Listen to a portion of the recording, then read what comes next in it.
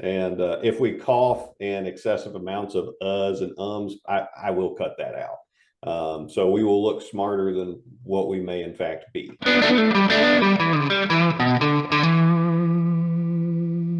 Welcome, my dear friends. I am very glad to see you. I am Stephen Clements, a writer, a gamer, and appreciator of big brain activities in general. On this channel, I perform dramatic readings of my stories, I provide role-playing game reviews, and I get to interview interesting people. On this episode, we interview Mr. Christopher Holmes, the son of John Eric Holmes, a critical figure in the history of role-playing games.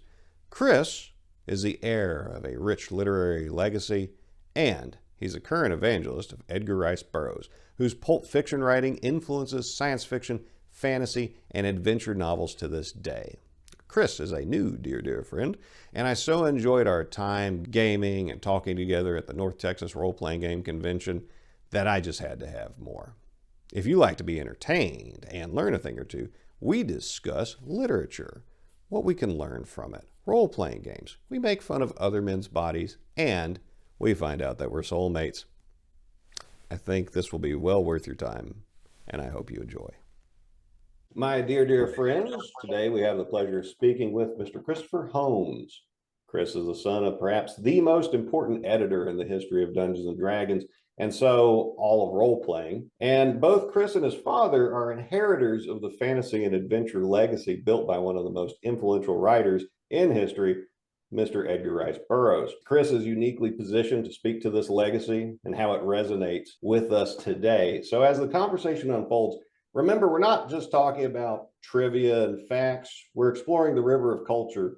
We now find ourselves floating along a pond. So without further ado, I give you Chris Holmes. Welcome, Mr. Holmes. It's good to have you. Thank you. No applause necessary. I like the river of culture image. Thank you. You're welcome. You're welcome. Well, in doing research for having decent questions to ask you about, both your father and ERB, which for those at home, for some reason, Edgar Rice Burroughs, you only refer to him as either Edgar Rice Burroughs or ERB.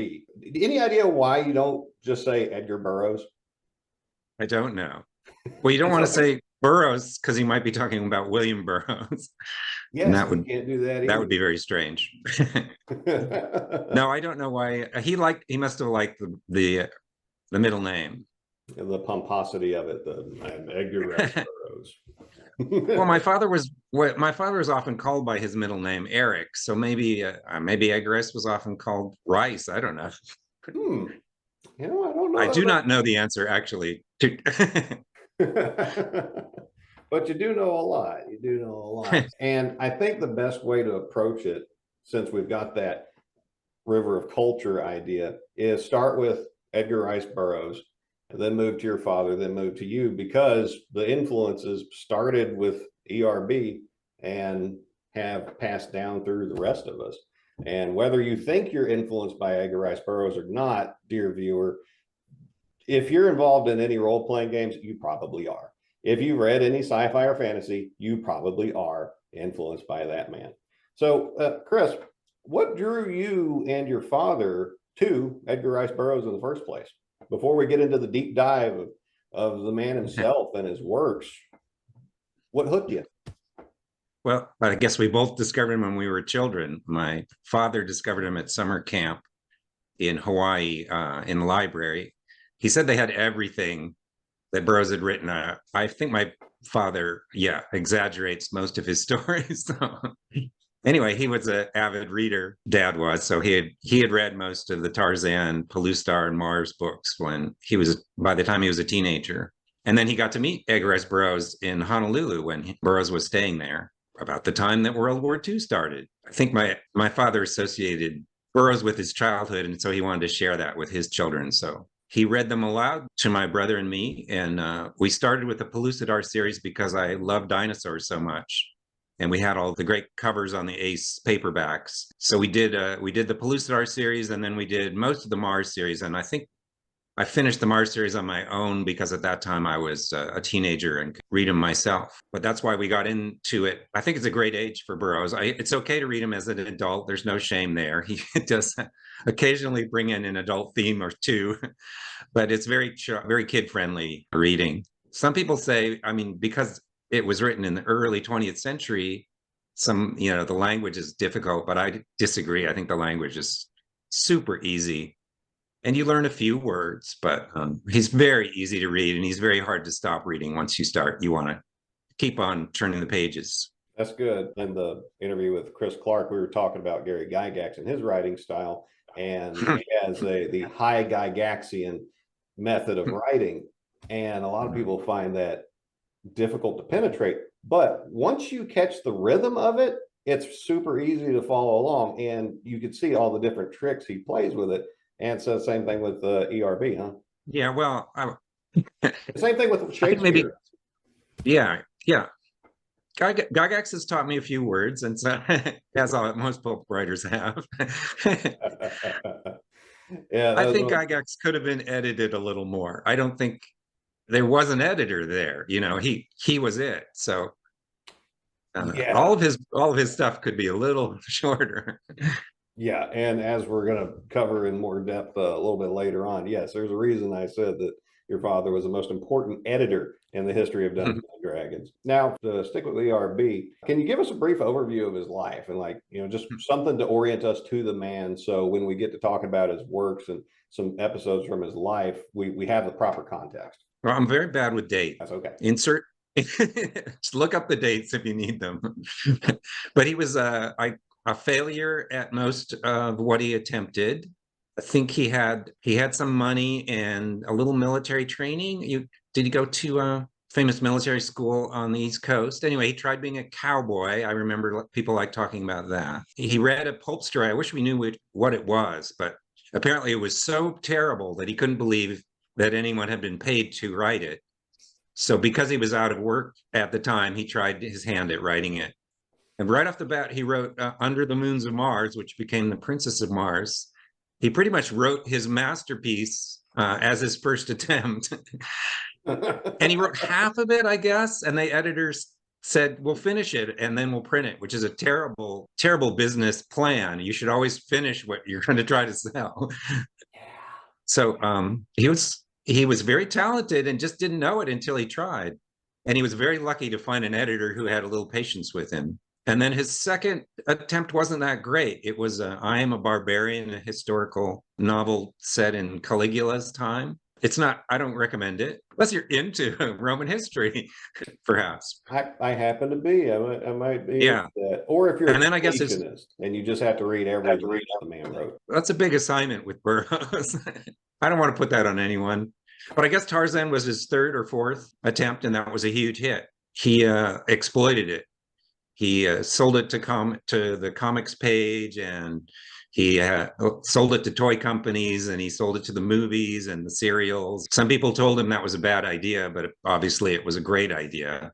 Nobody got sick of Tarzan. He wrote one Tarzan novel a year and one other additional novel a year for most of his life. It's a crazy, crazy prolific guy. When I was doing my research on him, was it something along the lines of 82 individual Tarzan stories is what I think I have seen. Yeah. I mean, that's a heck of a lot to live with any character. But if it's paying the bills, I see the incentive to do it. But at a certain point, I got to wonder, do you just run out of material? But apparently he didn't feel like he was. Yeah. He may have gotten sick of it. I'm not sure. I'm not a biographer of him. Just a fan. Yeah, he's a master of the cliffhanger. He's a master of the sort of tropes that we're all maybe a little tired of, but save the princess, get captured, befriend your fellow prisoners, make a crazy escape plan, the Deus Ex Machina ending that you should have seen coming. Sometimes he surprises us with that. I think of him as the grandfather of pulp writing. I think I mentioned in another interview, everybody loved him except H.P. Lovecraft and J.R.R. Tolkien. All the other writers we think of, especially Robert E. Howard, were very influenced by him. And I believe the other interview you're talking about is with Shane Stacks over on his YouTube channel, and the interview is well worth your listen, dear viewer and listener. But we're going to cover slightly different topics than what Shane did. So I believe Shane focused more on games and the game aspect, whereas we're going to be talking more literary and personal interest kind of stuff. I mean, we're still going to talk about games, but don't forget Shane Stacks. It was a good interview. I did enjoy listening to it. Thank And you. it helped convince me that, yes, I want to talk to this guy and I want to hear more about everything that's on his mind. Yeah, I got that quote that you referenced about Burroughs seeing or reading something particularly awful.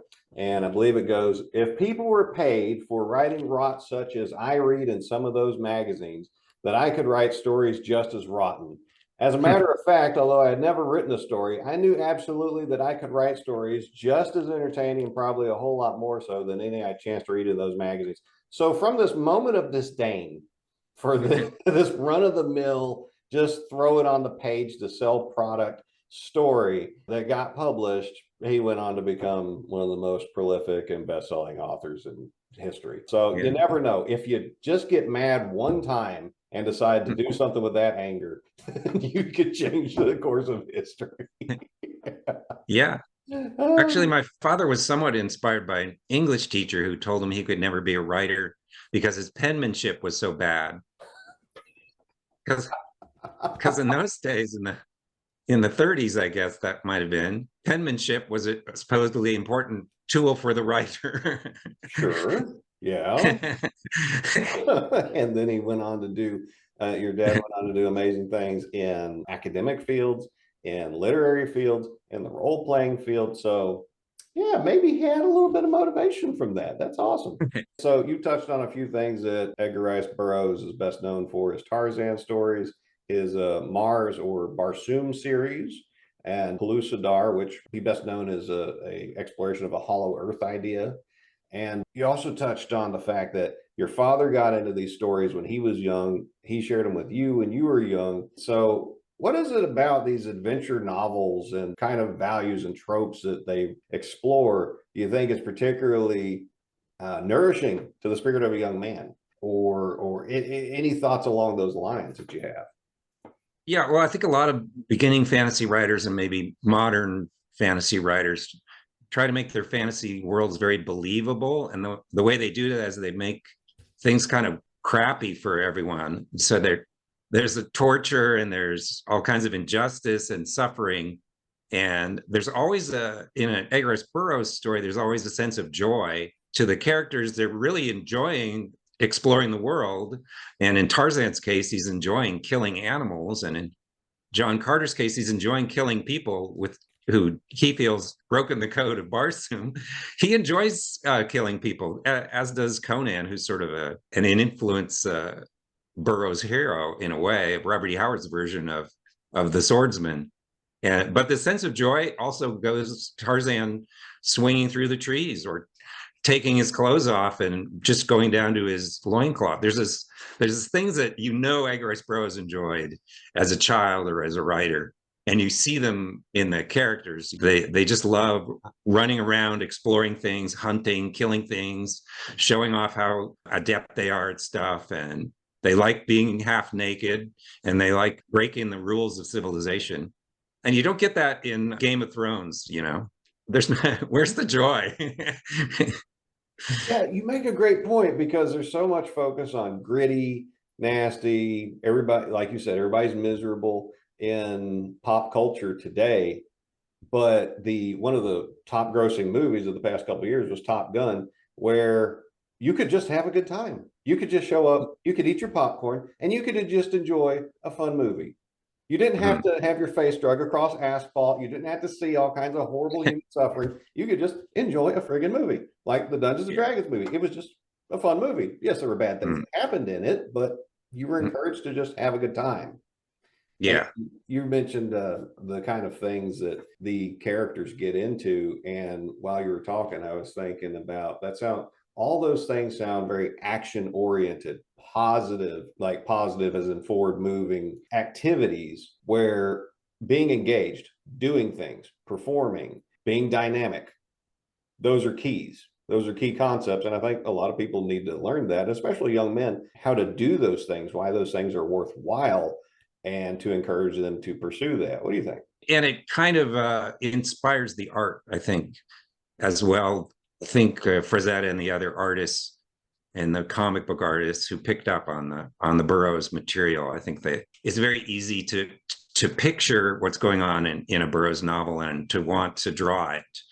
And so there's this to take Burroughs' book from the page to a comic book page to a movie is not a hard thing to do, and that's why it's been done well so many times. I mean, there's been a few mistakes, but I think I've enjoyed most of the Tarzan related stuff. It's fun to look at, and you can tell the animators had fun animating him, and you can tell the actors had fun playing him. You know, it's just big old hoot if you don't think too hard about the animals being killed and the natives not being represented so well. It's just a big game. Well, Everyone's having a good time. when it comes to writing, though, you have to economize your words, because you can't explore every idea and every detail 100% in everything you're trying to do. You're trying to get a story across, and you're trying to make that happen. But the things you point out, yeah, those probably would have been disturbing had he taken more time to talk about them. But that wasn't the story he was trying to tell, so he was going for a different feel. Okay, that's interesting food for thought. You mentioned running around half naked. Because that's something that Tarzan obviously liked doing. Was there a sense of romanticizing the natural world of a more primitive society or social structure approach of man and his environment represented in PRB's works, at least that you saw? I don't think he was trying to make a statement. I think fantasy writers and science fiction writers who really just go into their fantasy, they don't think about it, then they end up showing something about themselves. Sometimes it's a little racism. Sometimes it's princification of the women, or a shallow view of women. But sometimes it's something kind of healthy, like, isn't it fun to see this weird new world? Or let's befriend this creature and make him an ally instead of killing him. That happens in Burroughs a lot. Somebody will befriend a creature or a dog-like creature, and they'll have an animal companion. So it can be both positive and negative, but I don't think Burroughs sets out to teach us anything. I think he's just like, this guy's going to lose his clothes, and he's going to make friends with this animal, and he's going to save the princess. He's going to do all these fun things. And he's not trying to say clothes are bad or anything. That's just who he was. I think he had a very happy childhood. And part of being happy childhood is not being told to put your clothes on all the time. It's kind of like, he's young, he's running around naked. So he wasn't shy, I have a feeling. I gotcha. So his writing for himself was probably him having as good a time as he was trying to give the reader. He wasn't. Yeah. A lot of times he wasn't trying to load ideology or giving motifs, symbols into it to get a message across, at least from your reading. Sometimes he'll just flat out tell you what he thinks, and he doesn't do it as awfully as some other writers, because sometimes what he thinks is at that time is not necessarily what I agree with or what people should be hearing. But generally, he keeps his narrator narrating and not pontificating or preaching. But he does make mistakes. He's definitely not a perfect writer. Yeah, what writer is, because every writer is human so far. Now the AI may, God in heaven help us all. The AI might avoid that pitfall, but for humans, the temptation is very strong. You think you're trying to get a point across in a story, and you don't know if you've nailed it. You just go ahead and put it out there. You just put the word, so no one can misinterpret you. I may be a little guilty of that myself, at least in one book, but that's okay. Speaking of this adventurous idea, I did see a good quote from Ray Bradbury, himself a very worthy writer, that talking about Edgar Rice Burroughs, he said, by giving romance and adventure to a whole generation of boys, Burroughs calls them to go out and decide to become special. That's a good endorsement right there, because you're talking about exploring, befriending things that are different than you, trying out different things, getting into scrapes, living by your wits. Yeah, that's empowering. Yeah, it's great to hear that from Ray Bradbury, whose work is so different. I mean, especially Fahrenheit 451, it's a classic dystopian novel where no one has any fun. But I think the urge to write and become a writer probably was something that Ray Bradbury got when he was reading Mars books by Edgar Rice Burroughs. He has more to say about ERB, and he, I believe, even pointed out that now some people aren't going to like me saying all these good things about Edgar Rice Burroughs, but they're true. Whether you like them or not, they are true. I like someone who's willing to speak what they think is the truth, to own their opinions and to go out there like that. You had mentioned that some people are particularly bad at using a novel as a platform. Do you happen to have any you want to dime out, people or writers that you don't like? Because Another Chris writer too. Holmes is a legendary snark. Believe me, Oh, that's right. he can Not throw time to pick on shade. another writer. Now, Actually, there's a writer. The one that comes to mind is a writer I do like, Terry Pratchett. I like him very much. I enjoy him a lot.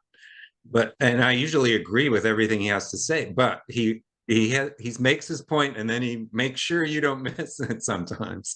Yes, I love Terry Pratchett, but he can pontificate a bit. Ray Bradbury, certainly. Some of his stuff I love. And boy, he could really start lecturing you. Yeah. And Bradbury was a huge Edgar Rice Burroughs fan as well. It's a bad habit of good writers, let's say.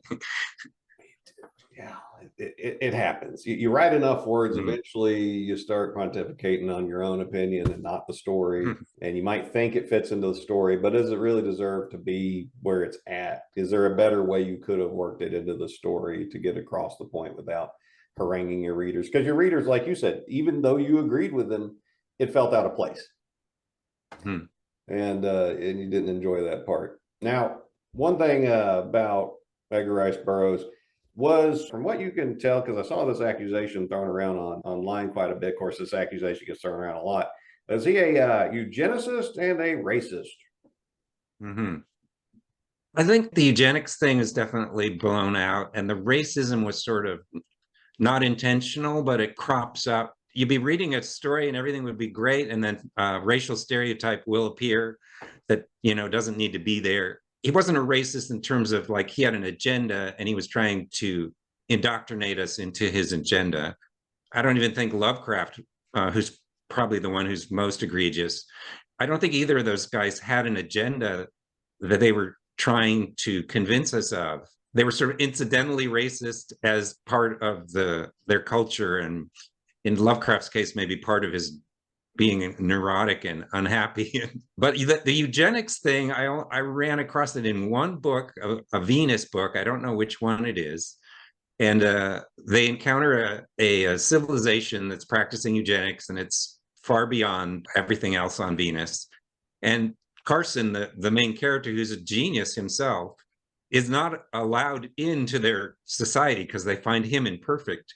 So in a way, Burroughs might be making fun of that idea, and it's just not that funny. I don't know. It's possible. I haven't read everything by Edgar Rice Burroughs, but the one thing I read that was obviously thinking about eugenics was 2 chapters in a novel that weren't really clear what Burroughs was trying to tell us. I can't remember the name of the novel. It's an interesting novel. The Carson Venus stories they don't work as well, I think, as the other stories, because he's trying to make a thinking man's hero more so than his other heroes, but he wants lots of action. And then sometimes Carson has a gun and sometimes he doesn't. And he doesn't have a really cool alien race like the Tharks or the Mahars. You had mentioned some of his attitudes and ideas about races, eugenics, probably a part of the culture back in the day. That's absolutely true, because the idea of like Anglo-Saxon supremacy, and that specifically English-blooded people and like some people from Germany. Like if you're from the province of Saxony, you're okay. But it wasn't white supremacy. It was a different type of supremacy. And it was a pretty common elite idea. There was a lot of folks in the power elites back then that had that idea. Some folks believe that President Teddy Roosevelt was in on that. Some critics think H.P. Lovecraft was in on that. But it was an incredibly popular idea at the time. Unfortunately, eugenics is still a popular idea with some people today. So if somebody's out there hating on Edgar Rice Burroughs or H.P. Lovecraft or any of these folks, well, one, understand that they're influenced by everything around them. And 2, don't hate on them for something that people are actively perpetrating today and don't go after them, because ERB, he's dead. Teddy Roosevelt dead. H.P. Lovecraft, they're dead. They can't hurt anybody. But there's people trying to hurt people today that your voice could be more useful trying to stop them from doing that, because I'm a Christian. We're all children of the same God. And whatever your melanin content, you're a fellow human, you're my brother. So that's my opinion on the thing. Yay. Yeah. And apparently, as recently as 2003, despite these allegations against Burroughs, he got inducted in the Science Fiction and Fantasy Hall of Fame back when we didn't cancel everybody over anything that might have been questionable and opinions they might have abandoned later on, because a lot of people did. Now, we can't read their minds because we can't read minds. AI might be able to at some point, but they're also dead, so we can't go back and do that. But at the North Texas Con that we met at, North Texas Role-Playing Game Convention, I was talking with a couple folks that were interested in Tecumseh, and apparently the guy who came up with Tecumseh, Dr. Barker, I had, under a pseudonym, also written a novel that was sympathetic to Nazi survivors. I haven't read the thing, so I can't pass complete judgment on one way or another. But apparently some people thought he had problematic opinions towards Jews. Dr. Barker did. But I asked those same folks, well, in the Tecumseh novels and in the game, does any of that show up? Is he inciting any of this stuff? And they said, well, no, we've read it. We can't see it anywhere. And that's why we don't mind spreading it. And there's an idea that I wanted to address with you, and ERB is a great place to a great person to talk about it with, of separating the art from the artist. Because just because you don't like the artist for whatever reason, you might still be able to appreciate the art, and it might be able to inspire. Yeah, I hope so. Ways. Yeah. And maybe the person isn't as bad as what you thought. Maybe you misheard something or you misinterpreted something. Maybe they're not as problematic as what somebody thought. And maybe the art will inspire you in a whole different directions that this person might not like.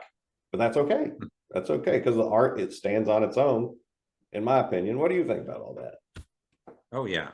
Now, well, if we had to look at the artist before we got to see the art, we wouldn't get to look at a lot of art. That is very and true. Especially if you're I never noticed the racism in most of what my dad read me. Occasionally he would point it out to me and we would talk about it, but it didn't turn me into a racist, I don't believe. just like watching a drag performance doesn't make me gay. So I don't think art hurts people the way that so many people are afraid of on either side. So if you're going to, read Huckleberry Finn or whatever, you should read Huckleberry Finn. There's a lot of good stuff in there. It's not going to hurt you to hear some bad language written many years ago when people didn't know it was bad language. Reading never really hurts unless you let it. Unless you're looking for something to hurt you, then it's going to be hurtful. But I agree. And don't read the bad, don't read those couple of bad Lovecraft stories. Read the good ones. But yeah, you're making a great point here. The idea that there's some art you don't like, or maybe art from an artist that you don't like, but you like the art itself. I'm a fan of the approach that the solution to bad speech and bad ideas is more speech. So better speech and better ideas have a chance to win the day. Yes, that's a good philosophy. Yeah. And let's not cancel anything. Let's just make more better stuff. Yeah. And if you get exposed to a wide variety of ideas, literature, it gives you a better frame of reference for weighing each of them out, because you get to see the upsides and the downsides of each one. And maybe in an idea that you particularly don't like, you will see, you might be able to find there's an actual problem it's trying to address. It's just doing it in the worst way possible. But the problem is worth addressing. Let's find a better way to do it. And folks need to remember that, doing a date check, Edgar Rice Burroughs lived from 1875 to 1950. So after the Civil War, most of the world's agrarian, most of the world is underfed, dirt poor, and very few of them have electricity. And he died in the atomic age, where exploring the stars and colonizing other planets was entirely on the drawing board for all the big thinkers and industrialists of the age. And Edgar Rice Burroughs had enough money to indulge whatever he wanted to do from all these sales. So maybe he could have been part of that someday. I don't know. He was a very interesting dude too. He grew up and played around in the military a little bit. It looks like he didn't get to be an officer like maybe he wanted to be, so he went enlisted and a couple of years later got out on some heart condition. I don't know if it's legit or if he was just tired of being an enlisted guy, because being an enlisted guy does not look like fun. I was a officer in the Army, and I saw what my privates, my specialists, the enlisted folks were having to deal with. And I was like, man, that's some bull crap.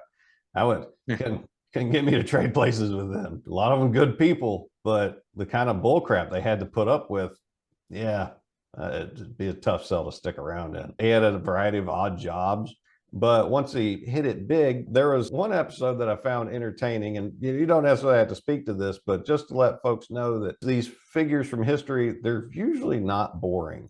They're usually very dynamic. After Burroughs had made a fortune, sold all kinds of books, he divorced his wife, Emma.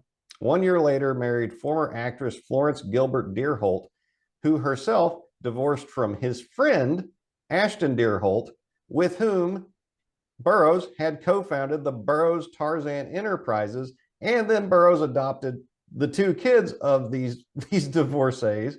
And then not long after that, ERB and Florence got divorced. Now, I haven't looked further into the details of that, but oh my God, what kind of drama was going on there? I gotta find out more about this. This sounds like it's salacious.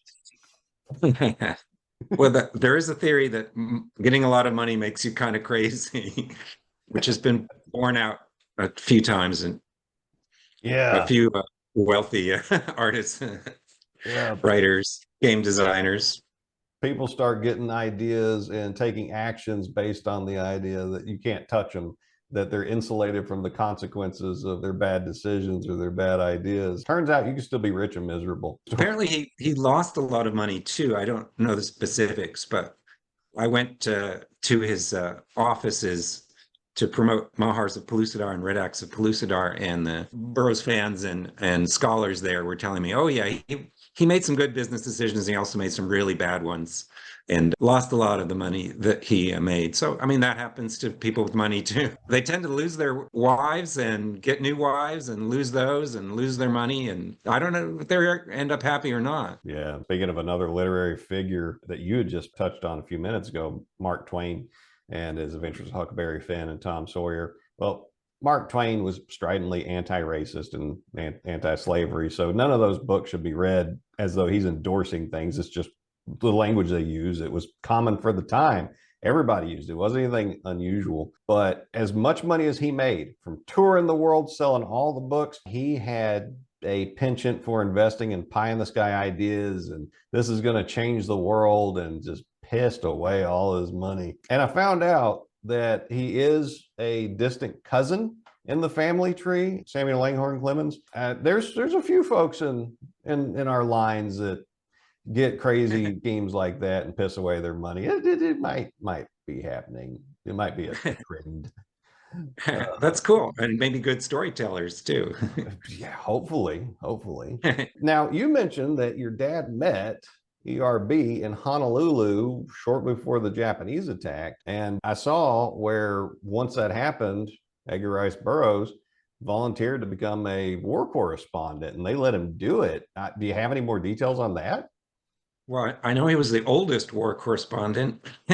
Yeah, I think he went to Australia and reported there. I don't know what his contribution was, but he definitely wanted to be involved. He was involved, and he was probably too old to be a good risk. He might have hurt himself, or his boat might have got sunk by a U-boat. Who knows? Anyway, he made it through. It's entirely possible, and I was just double checking the date. So ERB passed away in 1950. The bombings were in 42. So 41. He was already in his 60s, thereabouts, and volunteering to be a war correspondent. And Australia was not the safest place to be, because the Japanese had made a lot of progress, and there was a lot of people afraid they were going to make it to Australia. There were skirmishes in the water. So it wasn't some cherry assignment. It was just the nearest safe place they could put him, I imagine. And if there happen to be any Pacific War experts watching this, feel free to correct me in the comments. Just go ahead and drop that in there. Let me know. How'd your dad adapt to that? I mean, what kind of impact did it have on his life, being on the place where Pearl Harbor got attacked? I'm not really sure. It was probably kind of exciting. He did tell a few, he told some stories about some German spies that were neighbors of theirs. Of course, he liked to talk about his dad, who was kind of a war hero in naval intelligence. So that's mostly what I know about going through World War II in Honolulu. Yeah, I'm sure everyone there thought the Japanese were going to attack. They were going to invade. They were preparing for it as best they could. But I think when you're a teenager, something like that doesn't really traumatize you as much as it excites you. Yeah, well, Luckily, they didn't. yeah, fortunately they didn't, but it gets back to some of the themes we were just talking about, the sense of adventure that young men, they usually have a lot of energy. That's kind of what we're programmed to have. And it gives you a direction to go in with it, something to do with it, to explore, to fight, to prove yourself in some way. I want to follow up on something you just said about your dad and his dad. But before we get away from Edgar Rice Burroughs, what is the gateway book that you would recommend people who've never read any Edgar Rice Burroughs to start reading on? Okay. So let's say two. Can I have two? Yeah, you can have two. Okay. You're a big enough All deal. right. You can have two.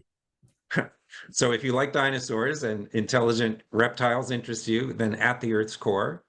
And if you like swords and four-armed giant green alien races, then Princess of Mars. Don't make the mistake that young people do of buying John Carter of Mars, which is one of the worst of the Mars series, because that was the name of the movie. Yes. Yeah, Be yeah. sure to start with the Princess of Mars. Yeah, speaking of And movies, what did you think about that one? The most recent John Carter of Mars. I think I really liked a third of it, and I was okay with a third of it, and I would like to not have sat through a third of it. I think they explained a lot of things that didn't need explaining. And, their explanations kind of worked, but they were boring. And yeah, John Carter does not need a backstory. I think most heroes don't need a backstory, except maybe a very tentative one, like they're an orphan. They were raised by apes, or, they're rich, or they hate crime, whatever. Some But shorthand. yeah, we don't, and especially a backstory that tries to plug on our heartstrings. It's so obvious that what it's trying to do, make somebody a widower, for example. People love The Man with No Name from Clint Eastwood movies. They love this kind of anonymous character that they can associate themselves with. I like the Tharks. I thought they looked pretty good. Well, good, How good. about yourself? I watched it and it wasn't going to make me an Edgar Rice Burroughs fan. I was not a fan of it. Despite it, I believe it had Kieran Hines, who played Julius Caesar in Rome. The Rome series I thought was fantastic, but this movie did not sell me. But you made a fantastic point just there about circling back to that economy of words of you have these many words on these many pages, and you're trying to get a story across to whoever picks this thing up, and you want to make it worth their time. How are you using your words? And you just pointed out a helpful bit of advice. You don't have to explain everything. Leave some room, write in some shorthand, as in go with the pastiche or the cliche. Let people populate that in their own minds. And then that's a way of them personalizing the stories to them. You can't write level of details to fill in everybody's imagination down to the last pixel, and nor should you want to. Let their brains do some work. Thanks for bringing that up. Well, Burroughs sometimes, I think, didn't know the answers to all the problems. That's fine. He had a story to tell. He told the story. Yeah. But you mentioned that your dad's dad was in intelligence. Is that why your dad was in Honolulu as a young man, was with his dad on a military assignment? I'm not sure I know the answer to that. I think he was teaching, actually, when war broke out. Grandpa Holmes, Jasper Holmes. And he volunteered to work he wanted to be on a submarine, but his health wouldn't allow him to. Because my grandfather loved submarines. So he went into naval intelligence because it was something he could do with his back problems. And so he worked with Japanese code breakers. I think he probably helped out. He wrote a book about it called Double-Edged Secrets, which is out of print. But if anyone's interested, it's a good book. If you're interested in military history and intelligence, it's a little dry. But Grandpa wrote stories for the Saturday Evening Post, war stories, submarine stories. So my father grew up with a pulp writer as a father, so it wasn't that unusual for him to try it out himself. Nice. Yeah. That's cool. So the Holmes boys, that's a big brain lineage is what you're talking about there. We're not even going past Jasper in this interview, but cool, man. I didn't know that. Now your dad. So John Eric Holmes. Did he always go by all three names, or did he switch when a certain film star became prominent? And that's John No, Holmes for those who don't John know. Holmes, And yeah. please don't Google it. It won't do you, it won't help you any. But just know that it could tar someone's reputation. He went by Eric most of his life. Okay. So I don't know why he didn't like the John, but when he decided to be a writer, he added the John back in again. But he did, in the 70s especially, he did get phone calls for John Holmes, the porn star. And I think he enjoyed that. Do you know if he would play along with them? I think he did a little bit, but not too much. He was a very playful man. Good. That's good. And now, for those in the audience, one of the reasons that John Eric Holmes is so still worth talking about in the role-playing game community is that he edited the first real collected edition of the Dungeons and Dragons rules, often today called the Blue Holmes D&D edition. And basically, and please correct me if I'm mischaracterizing this, Gary Gygax, Dave Arneson, their posse, they had great ideas and very little in the way of professionalism. They weren't businessmen, they weren't professional editors, they weren't professional writers. They were just making this stuff happen the best they knew how. But your dad, by the time he got in touch with them, he was a professor of neurology. He knew how to organize ideas and topics and to spell check and edit and so on and so forth. And so after he got interested in the game, he approached the folks at TSR, Gary and crew, and asked them, hey, these three pamphlets you've got, it might have been, was it more pamphlets at the time, or was it just the three original pamphlets that were supplements to chainmail? I think it was at least Greyhawks of the four. Okay. Yeah, this game is great, but it's kind of hard to access. Were y'all thinking of doing a single volume with all the rules in it? The story I've gotten is that Gary Gygax told them, "Oh, you know what? We were thinking about doing that exactly. Yeah, we hadn't got around to it, but we were thinking about that." And your dad told him, "Well, I could do it. I'd be interested in doing that." And Gary's counter offer was, okay, that sounds great, but I can't give you any money. But if you could do that, that'd be great. So I'm thinking that Gary didn't have a plan to do that, didn't have the capacity to do it. And if it hadn't been for your father putting it all together, the game could have failed before it got off the ground. Putting a professional collection of the rules and getting it rational and logical. Am I off base with that? I like the story. It may be true. I think I actually believe that they were thinking about writing a beginner's guide or a basic set, and they just didn't have the people and the money. And so the fact that some guy who was, I think more so that he was a pulp writer than that he was a neurology professor, but both those together, I think they were like, oh yeah, cha-ching, this is a good idea. And to be fair, they did give him free games for the rest of his life. He didn't get the $1 million that he might have been owed, but he got some free games and some free publicity and made a lot of people happy. And so in the realm of Dungeons and Dragons, what products did he get for free? What was his compensation? Was it the stuff that they couldn't sell and had sitting around the warehouse, so they just gave it to him? Or was it stuff that he might have wanted? Well, we definitely enjoyed Awful Green Things from Outer Space. We got that. And Marvel Superheroes game, I remember that. I think he got every product one copy. They may have lost track of his address when he moved to England briefly. So I think maybe they lost track of him at that point. But yes, they gave us free games. And they made him a guest of honor at a convention and put him up a big table with Gary and the other luminaries. And I got to sit next to Gary Gygax's daughter, which was kind of a thrill for me at the time. It was a fun time. Was that Heidi? I don't remember. I got you. Because I remember this picture of Tim Kask posing at an award with Heidi Gygax. I could be wrong, but she was quite the looker. So I could see why you'd be excited to sit next to her.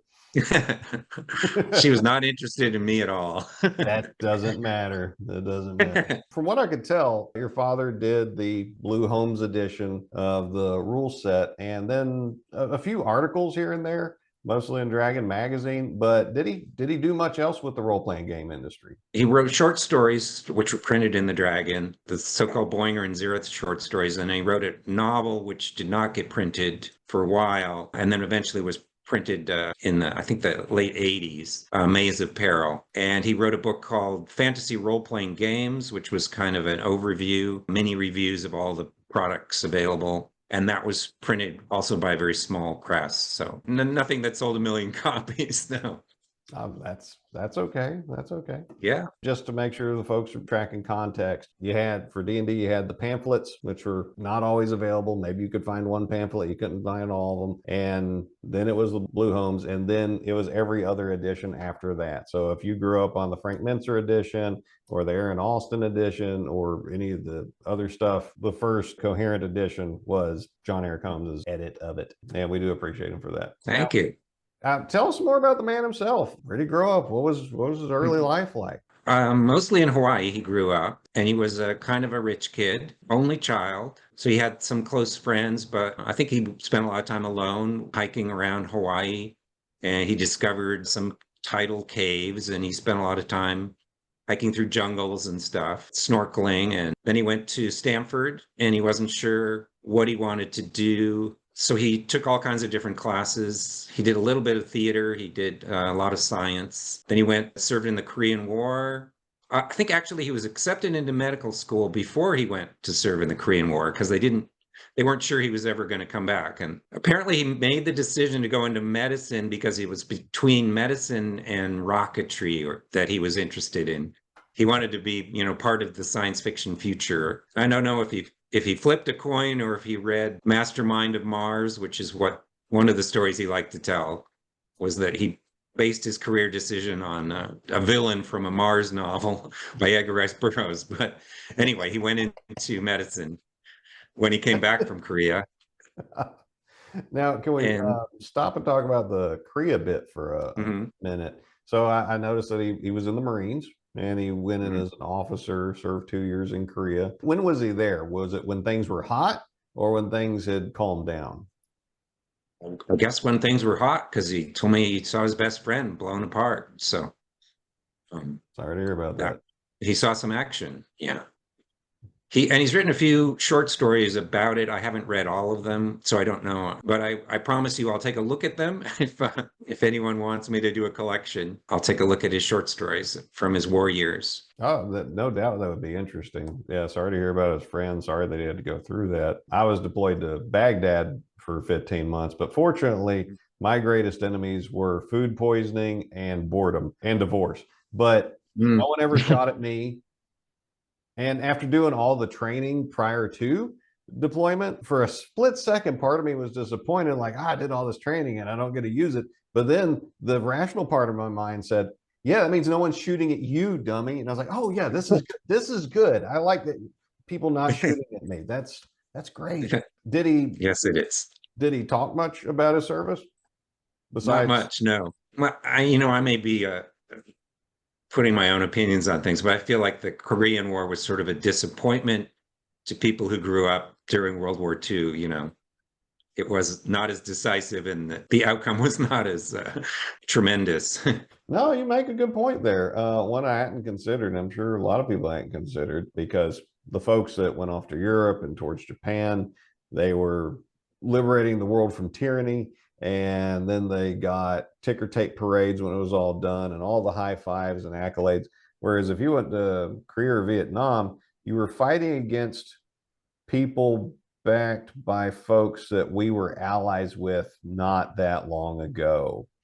So were we wrong when we were allies with them, or are we wrong now? Or it's a much muddier situation, and they didn't get ticker tape parades because the war didn't really end, did it? Yeah. Food for thought there. Do you think that impacted your father? Is that something that he had in mind? Because his childhood sounds like exploration of jungles and caves and all the stuff he had read about. So he was getting to participate in that adventure that he had in his mind as a young man. And then he goes off to war, and then awful things happen, but no real payoff. Well, I think he was going to write science fiction and fantasy stories no matter what happened in his life. So, okay. Yeah, no, I don't think Korea was a big influence on him.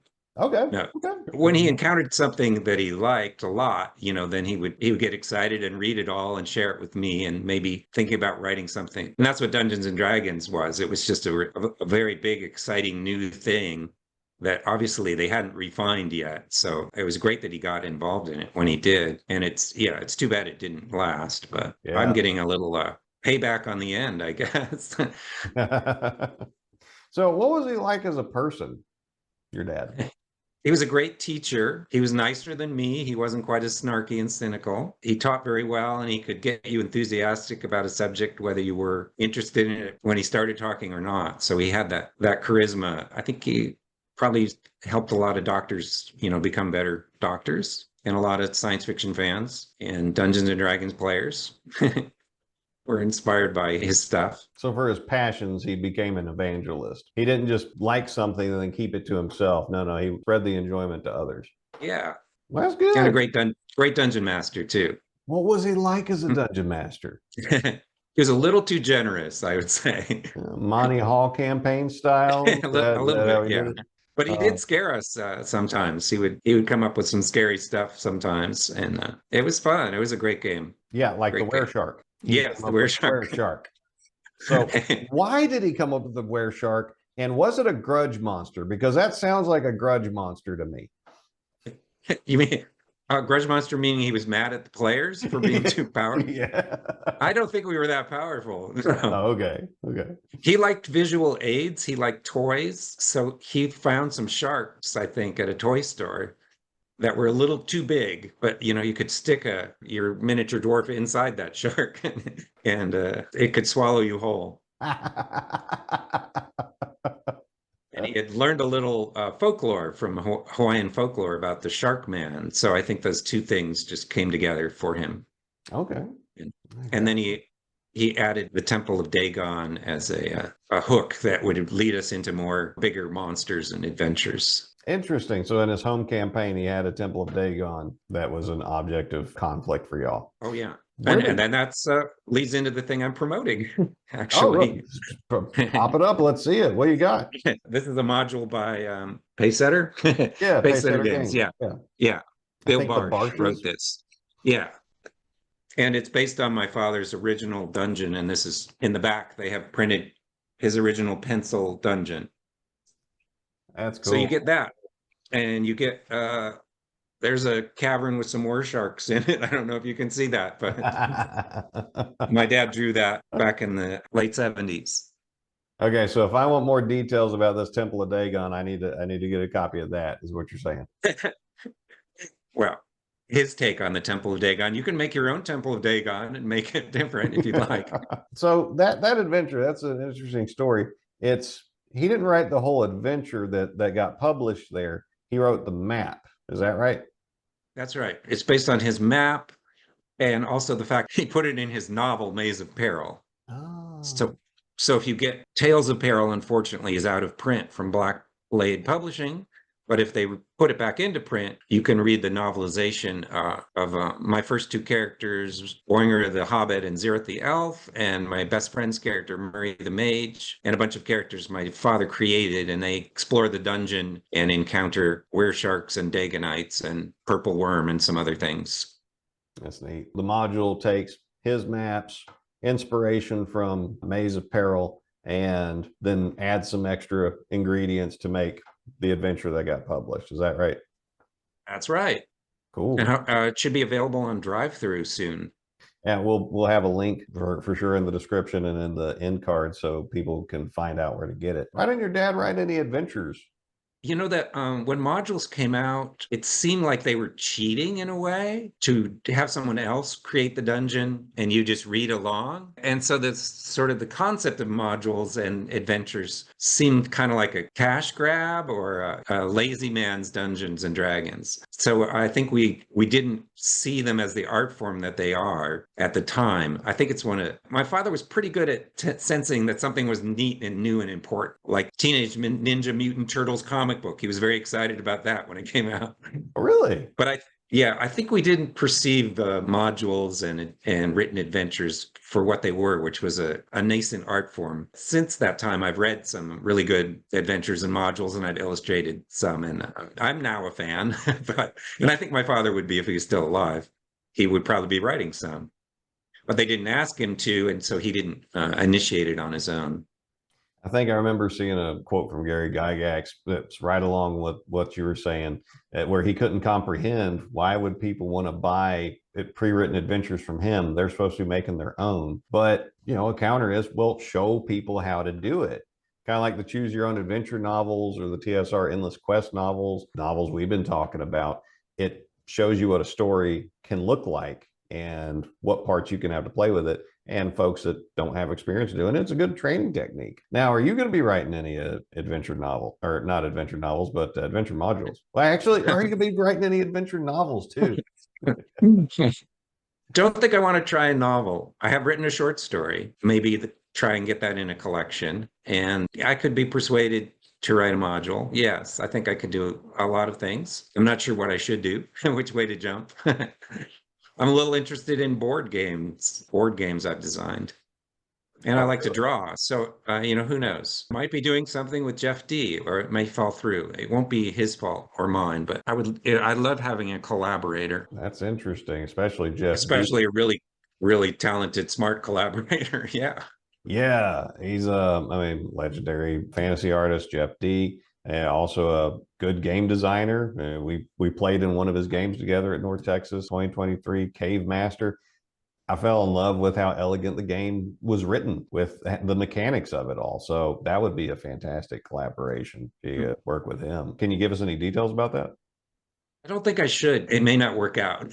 So let's not all get too excited. But let's finish up about your dad here, and then we got just talk about you and what you want to do in your future. What were your mom's thoughts on his writings, these role playing games he was involved in? Was she involved in them? No.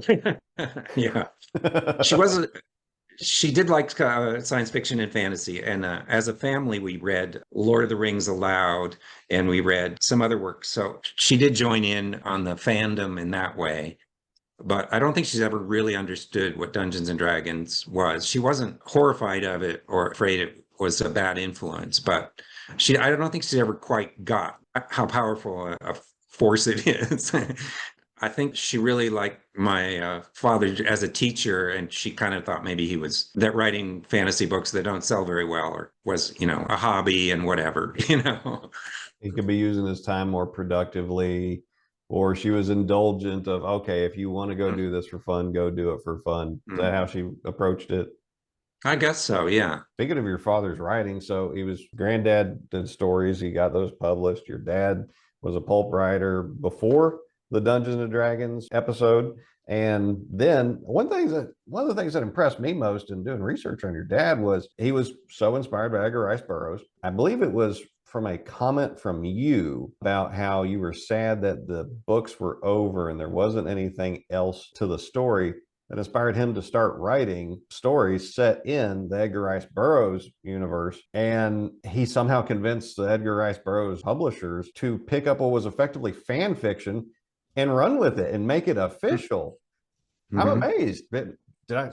Tell me about that? That's pretty much true. I think he probably would have written it whether I'd said that or not, but it was nice of him to to acknowledge that I wanted another Pellucidar novel. Yeah, so he wrote one. He wrote a short story in the 50s, Beachhead on the Moon, that got printed in a magazine, Blue Book magazine or something. And it's not that great a story, but anyway, he had an early success as a young man.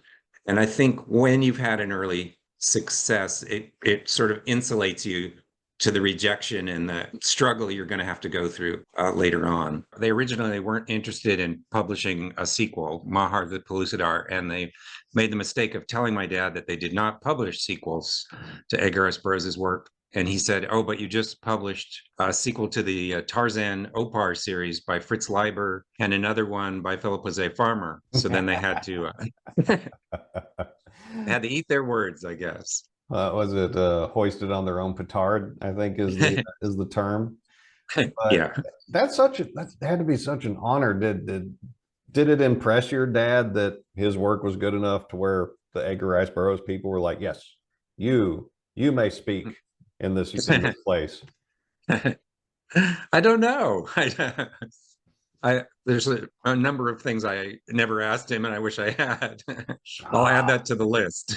ah, That's ah. what happens when you lose people. You're like, oh, I should have asked him about his time in Korea. I should have asked him, thought about this and that. So he did get to write and get it published in this universe, and I believe it was Mayhars of Pellucidar. Yes. So how does it feel to be the protagonist of a sci fantasy novel? Because the main character, you know what I'm talking about. The main character of this novel is Christopher West. And what's your full name, Mr. Holmes? Christopher West Holmes. Uh-huh. But I'm not a Vietnam vet, surfer, or medical student. So I'm in name only. Yeah. So you didn't use this to pick up dates, did you? Yeah. Yes, I carried copies of my dad's book around with me. Like, hey, this is me. Like this fictional character that doesn't resemble me at all. That's my name. My first sort of girlfriend actually was a player in my dad's game. And she introduced me at a party once as this is my friend Chris. His dad is really amazing. I was going to Which ask was this true. later. I couldn't argue it. I was going to ask this later, but that's just such a perfect segue. What's it like being the child of a luminary?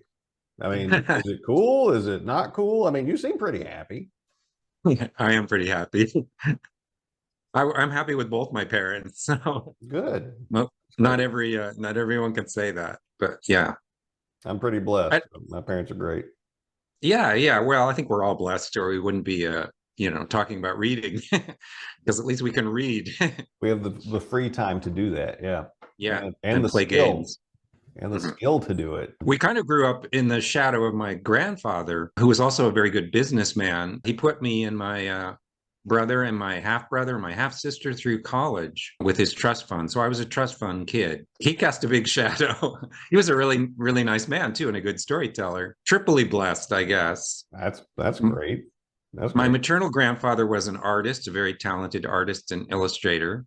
And my mother's an artist. So yeah, I grew up in a house full of art and books and rock and roll and dinosaurs, and it was great. I had a very happy childhood. That sounds awesome. For Mayhars of Pellucidar, the cover, which is very impressive. I see it was done by Boris Vallejo, who dynamite artist. But I read where your dad was disappointed he couldn't get Frank Frazetta to do it. Yeah. Did he go for Frank and Frank was just too busy or said, no, you suck? I mean, do you have any details about this? I don't think he was allowed to ask who would illustrate his book. He was just hoping he would get Frank Frazetta Oh, because he, okay. yeah, Frazetta was his favorite artist. Well, he's hard to beat for whatever Yeah. qualities Vallejo has, and his wife, who's also an amazing artist. They're clearly following in a line. It's a great line to be in, though, and they do an excellent job of representing in it. But man, getting Frank Frazetta to do your cover, that'd be nice. We both love the cover though. Oh, it's good. Especially because it has a big tentacle in it for me, which I loved. Now, did Boris use you as the model for the male on the cover? I think you know the answer to that. Boris used himself as the model on, I think, all of his covers. Really? Yeah, and his wife. Yeah. Okay. Well, I did not know that. Yeah. How no, arrogant. if you look at no, he has a beautiful body and he's a bit narcissistic. So but his yeah, art career is just him showing off his idealized self. Well, he could paint too. Let's give him credit. Just because he's not Frank Frazetta, we both like all these people. That's cool. So I think Frazetta probably drew himself as well. Frazetta was also a bodybuilder. Well, you want to show off the gains, right? You do all this work. and you want people to see it. So Mayors of Pellucidar. So again, we're in Pellucidar, so that's the hollow world-like setting. And when you were talking about just get to the story, don't worry about how everything works. Just a line from the plot summary. Christopher West is an associate of Dr. Kinsley, who has developed a teleportation beam that can also see events taking place 200 miles below the surface. Do you think someone can explain how that works? No, it's a plot device, and it's there to move the story along and to have a good time. So don't worry about it. Yeah, Do it's it. also a laser, which is used later in the story. I won't give it away how, but it does whatever the author needs it to do.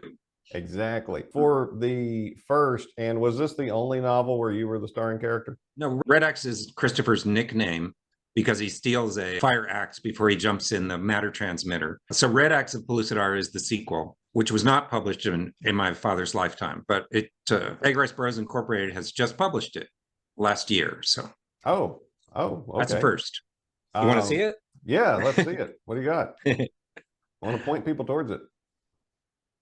Okay, it's got a big monster on the cover, which is, I guess, the second monster that John Eric Holmes invented. So, oh wow, it's got that going for it too. But Mahars is actually a slightly better novel, and you should read it first. Okay. So yep. Cool. And so, are you pleased with your portrayal in these novels? Do you feel they did you justice? My father enjoyed embarrassing me and other people, all of his children. And yes, he succeeded in embarrassing me by naming his character after me. Oh, so you weren't a big fan of this move.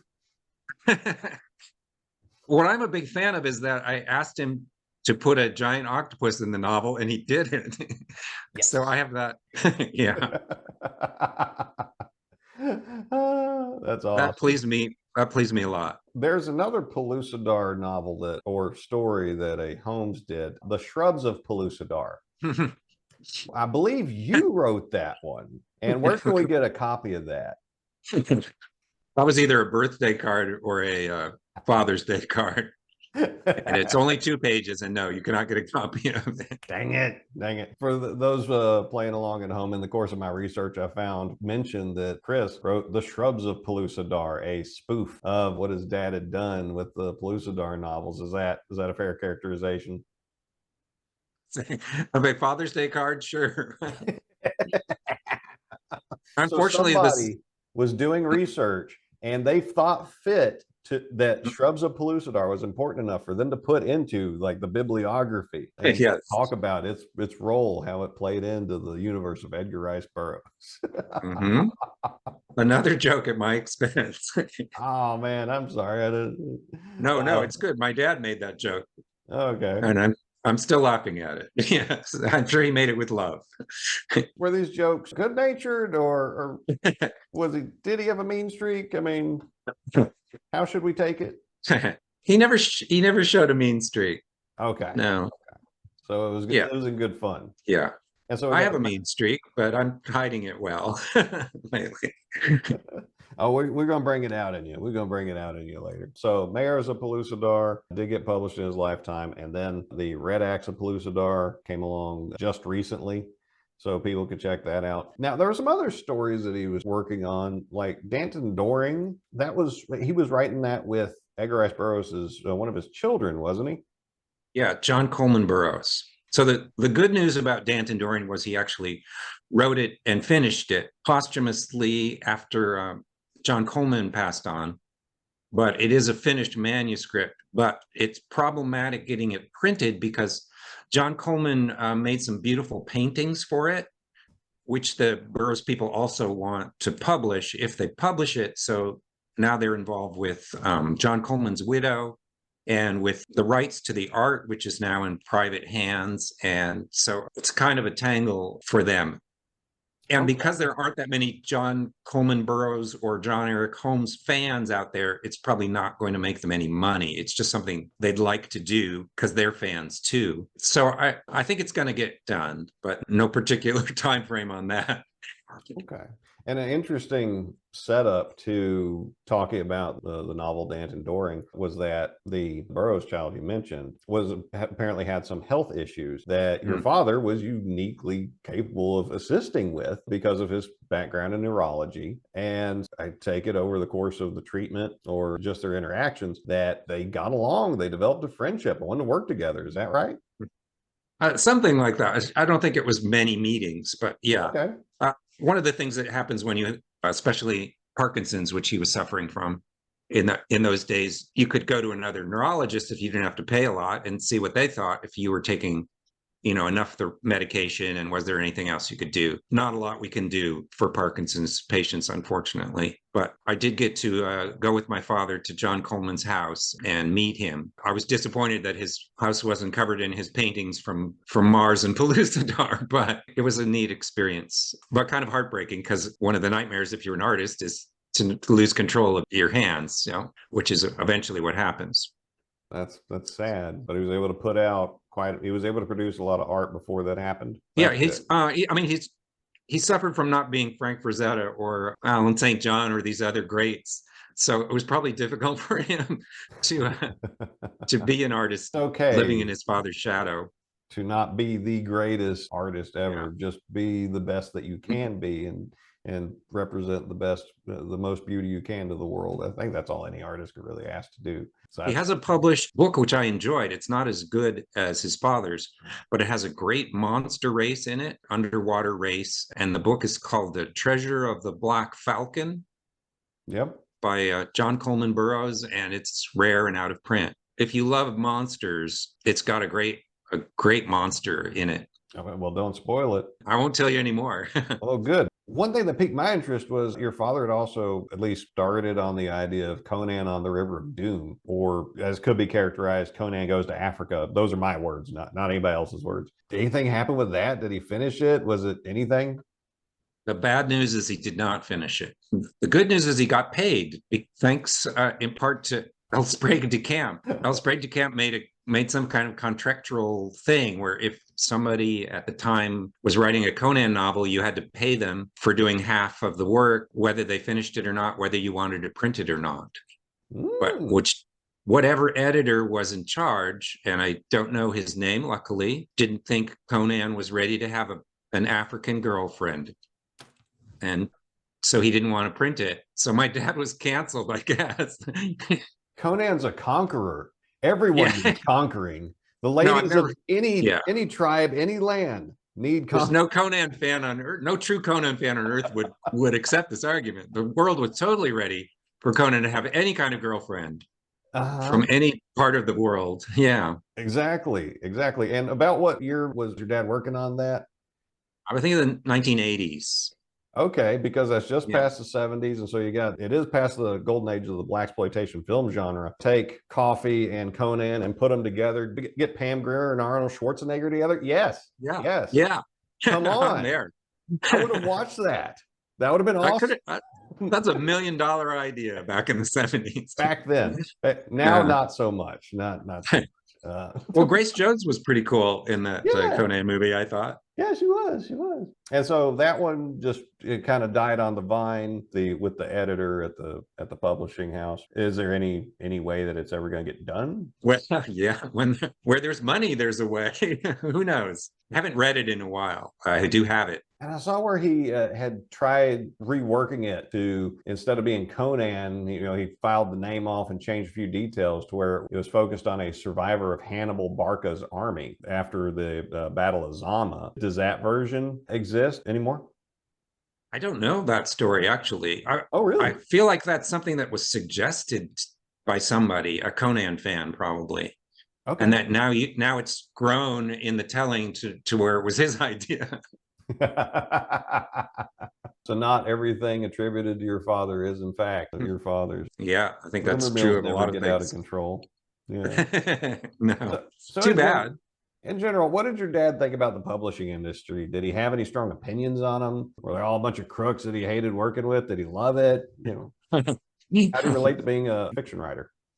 I think he liked being a fiction writer and known as one. I think he was a fan his whole life, so he got to meet most of his heroes.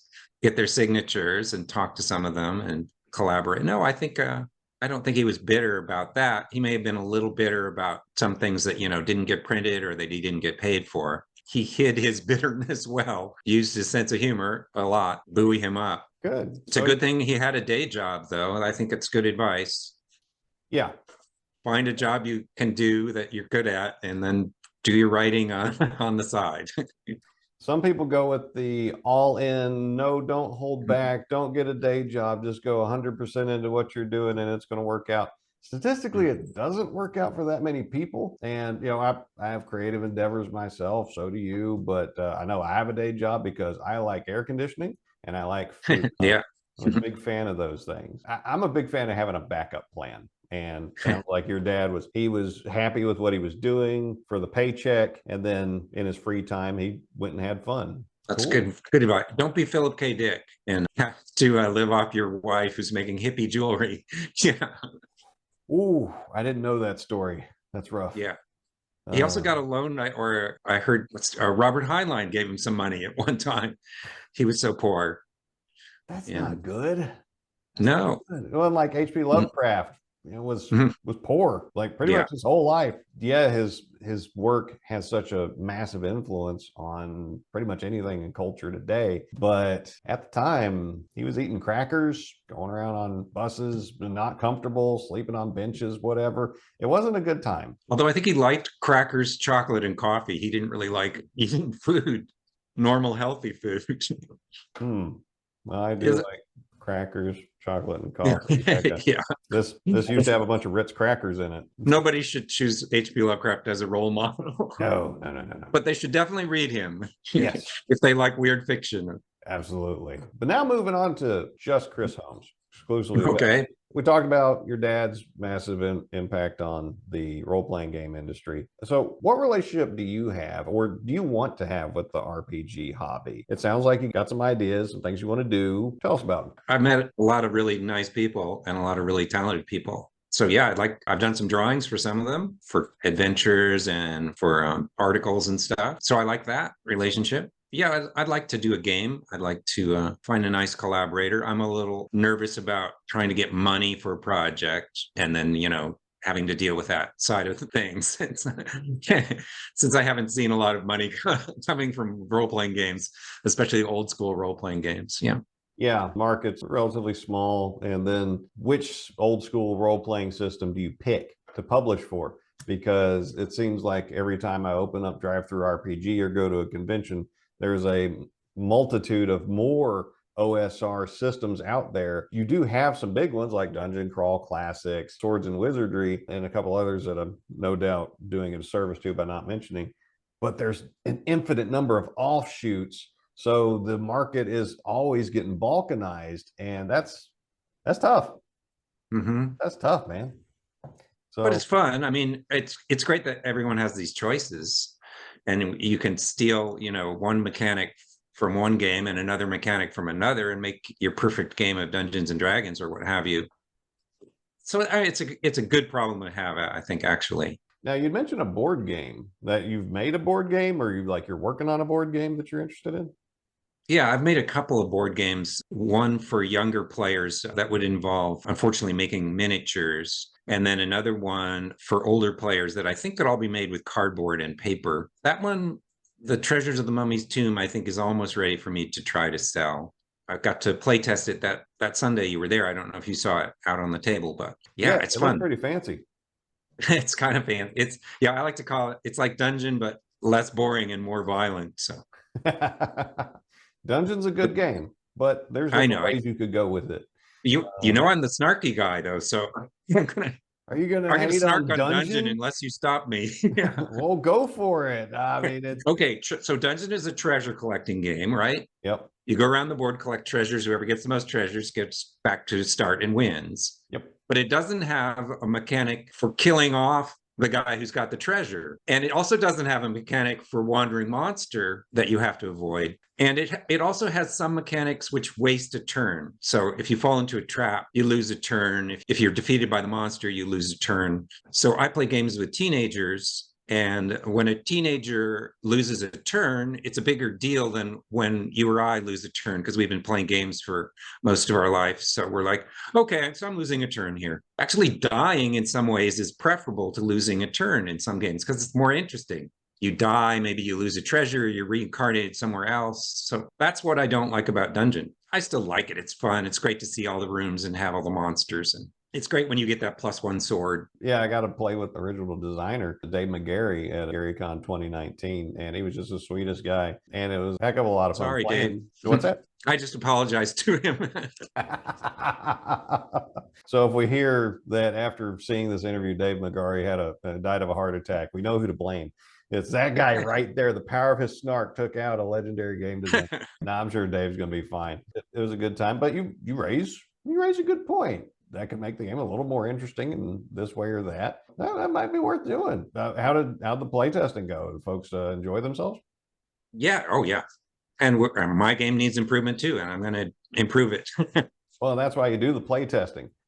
Yes. Folks out there that are designing or writing or whatever you're doing, get other people to look at your product before you just shove it out the door. Get the feedback. Now, you can choose to ignore the feedback, but at least you got the feedback. You went to North Texas Role Playing Game Convention. Was that your first time going to that convention? I think it was my 8th, actually.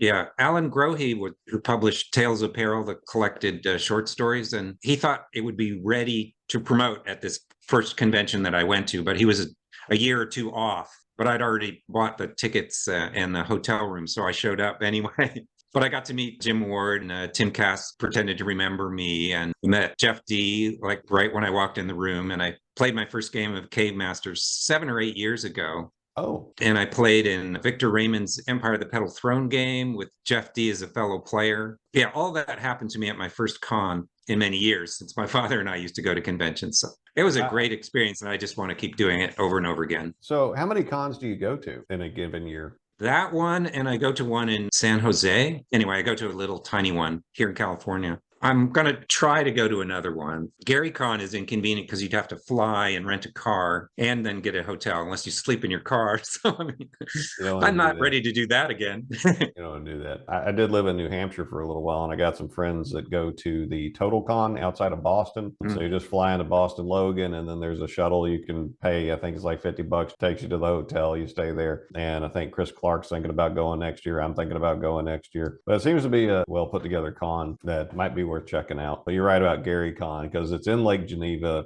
You're either an hour from Chicago or you're an hour from Milwaukee, and there's not much between you and Lake Geneva. And then your options for hoteling there is pretty limited. Maybe not that one. A lot of people still have a good time there, so maybe it'd be worth your time. I'd love to meet Tom Wham, the guy who invented Awful Green Things from Outer Space, my favorite board game. Yeah, I got you. That's cool. I believe he's a regular there. He doesn't get out. I hear that Jim Ward, that's pretty much the only one he gets to go to now because of travel and health issues. GaryCon, that's the only one he can make it to because he lives in the area. From following him on Facebook, I see that he's always up to game. Just give him a chance. He'll go game. He'll do it. And it seems like he'd be a great guy to game with. And he's such a great designer.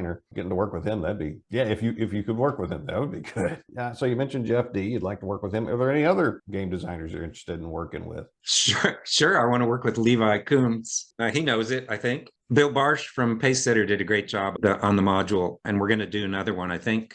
Oh, maybe an island adventure. So I'll be doing some drawings for that. Nice. And I believe you stumbled upon a conversation me and my friend Larry Wickman of Wickman Games were having, and turns out you had contributed some art, or he had bought some art from you for one of his books that he hasn't put out yet. So that's a game designer that you know that's got plenty of experience with board games. If you want to reach out to Larry Wickman, he's great. Yeah, that's right. I forgot about that. Right. Yeah. We did something during COVID, and then I never heard anything from him, so I didn't know whether it was going to happen or not. When his thing comes out, I will have a drawing in it. Yeah, that's cool. You're thinking about doing a couple conventions a year, get out there, and you've got a board game or two. Are you going to be doing any adventure writing, like adventure module writing? I don't know. Partly because I'm so snarky about rules, I guess I don't really want to write for a certain system. I feel like my strengths, I like to tell short stories. I like to write short adventures for conventions, but I don't know that I want to write a campaign sort of long form thing. Well, we'll see. Something might come up that excites me. Short's fine. Entertaining short adventure, nothing wrong with it. I'm running my table through the basic D&D adventure, The Jade Hare. It's like 6-8 pages total, basic dungeon crawl, but it's fun. It's a good adventure. Nothing complicated. Just go get this artifact back from this crazy warlock and his goblins. You know what? Now that I think about it, of the two groups I've run through it, both TPK'd. So maybe it's not the best adventure, or maybe they're just really bad at surviving in dungeons. Actually, I think that's the key. You got to take out the sentries. You can't make a lot of noise, and you can't let people go rally the troops. But both of them have screwed that up. Now, what do you like as a player? Like, how would you describe your play style? As a player, Yeah. I was just going to say, I've never TPK'd anyone group before. I feel like I failed as a dungeon master. Well, you can run for my group someday. You'll be fine. Sometimes I'm a great player, and sometimes I disappoint myself. It depends on if the character grabs me. I played in Jeff D's Quicksilver game, and I played a thief, and one of my skills was something called beer scholarship or something. So I played a drunk basically. And I was also impoverished. All the other characters started the game with more silver than I did. I took those two traits and made them my personality. And then in that game, I think I was, yeah. So you give yourself a goal dependent on, how you read the adventure of the room. You never say, this is how I am as a player. I could get into this part of the character.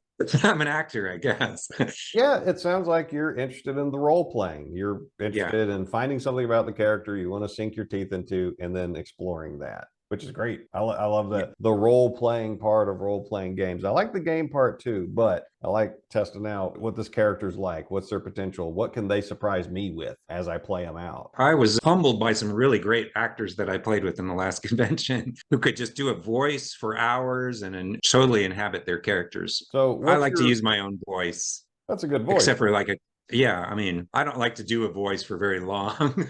To me, it seems contrived or whatever, but some people pull it off great. My half-brother, Tristan, does that. Oh, yeah? Yeah, he's an actor too. Oh, okay. Do you have a favorite game you ever played at a con?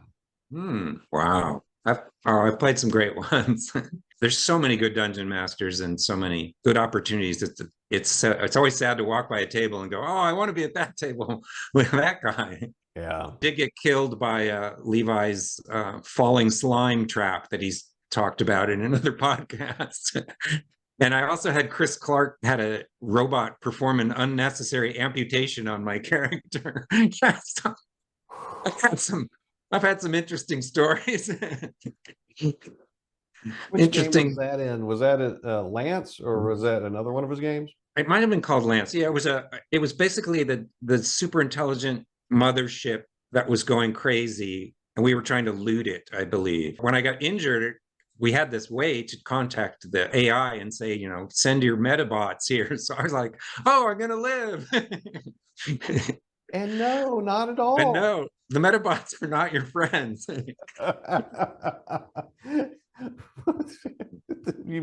Which limb did it take? I don't remember. Oh, okay. I think it was my right leg.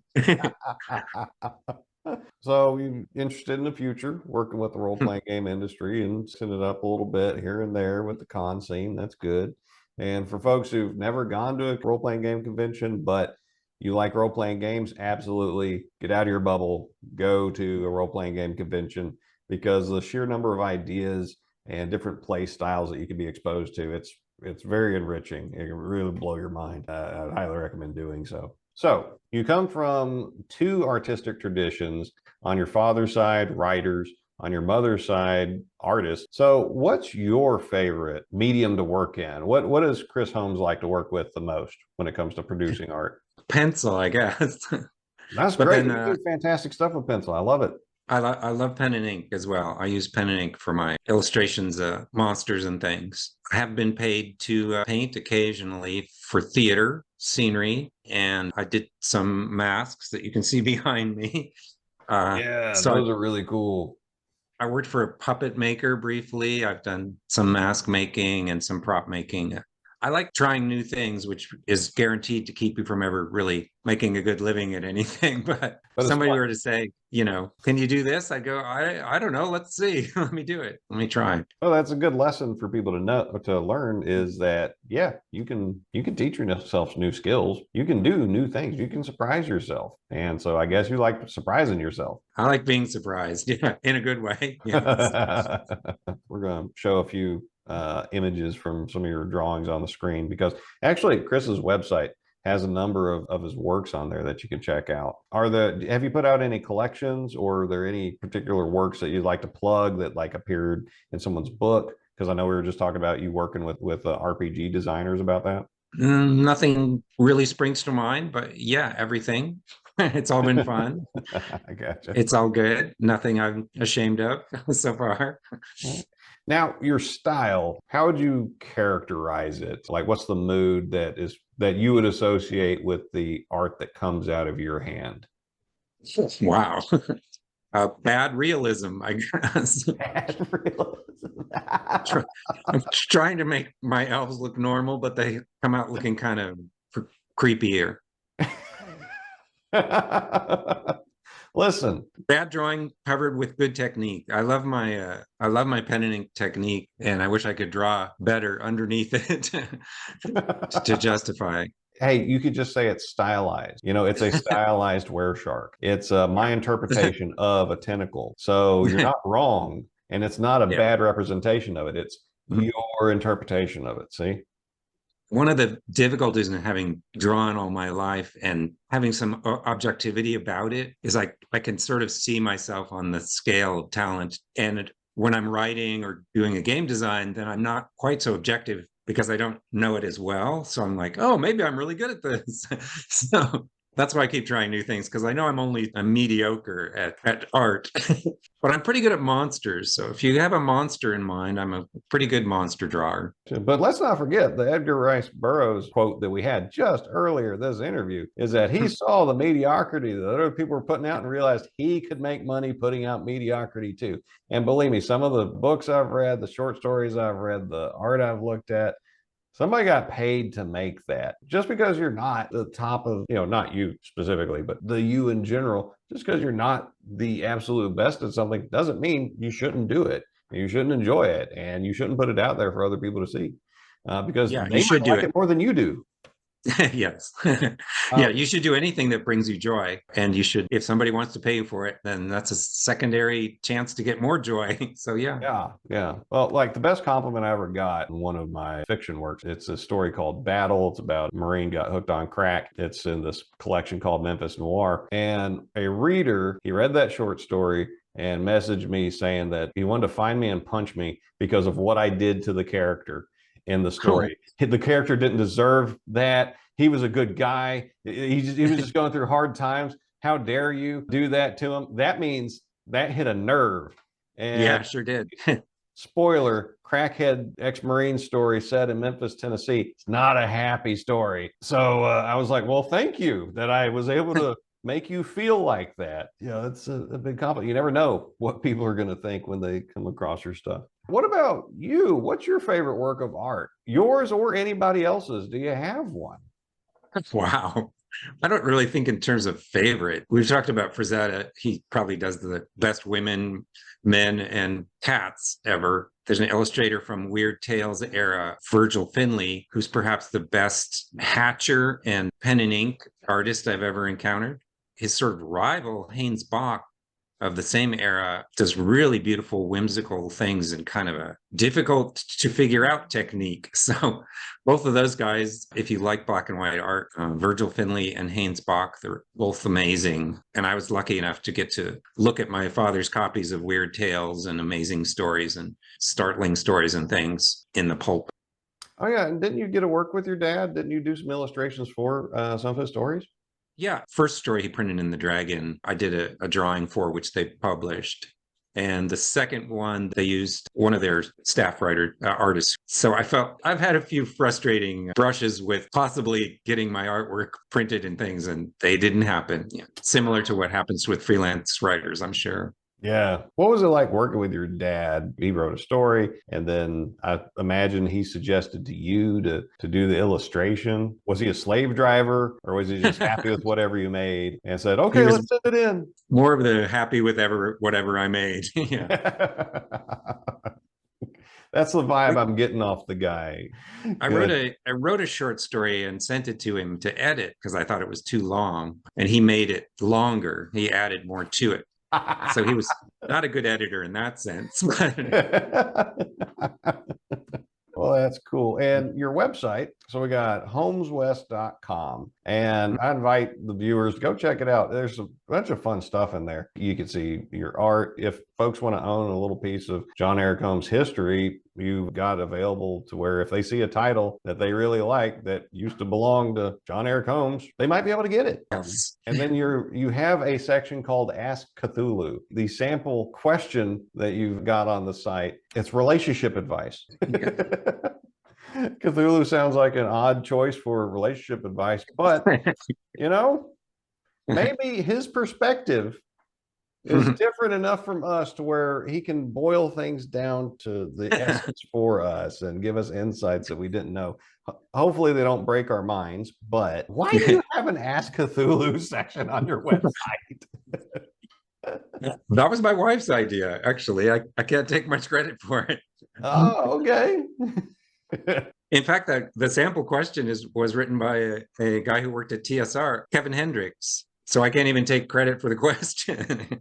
But we did contact Cthulhu to get some good advice on that. And I don't want to ask for the details of how you contacted Cthulhu because I thought you were supposed to leave that guy alone. If he paid too much attention to what you're saying, he was going to wake up and we're all screwed. So Yeah. So tomorrow, if the world ends and none of y'all get to see this video, that's because Chris Holmes woke up Cthulhu and we're all screwed as a result. And That's probably right. because I sent in a question to ask Cthulhu and he had to contact him on my behalf. So it's kind of my fault too. Yeah. There's always an element of risk in asking someone their advice. Got to do a sanity check. I like that your wife suggested that. She sounds like she must be cool. She's pretty cool. Well, that's good. In the back and forth organizing this interview, it came out that we are both fans of traveling. You love to travel. I love to travel. So what gets you to leave the house? Are you a sun and sand kind of guy, a sights and castles? Do you like getting lost in the jungle and catch malaria? What do you like the most? I like ruins. Yeah, so a little bit of jungle and some ruins. Angkor Wat in Cambodia was one of my favorites, but I love Luxor in Egypt. Just going somewhere that's so totally different and so exotic. That's cool. What's your favorite place to visit? You love to ask favorites, don't you? Yeah, yeah. Well, I want to see what most inspires other people because it might warrant me investigating it. Maybe I'll be as inspired as you. Yeah. Well, some of the places I've gone to have changed since I've been there politically. Like we had a great time in Turkey.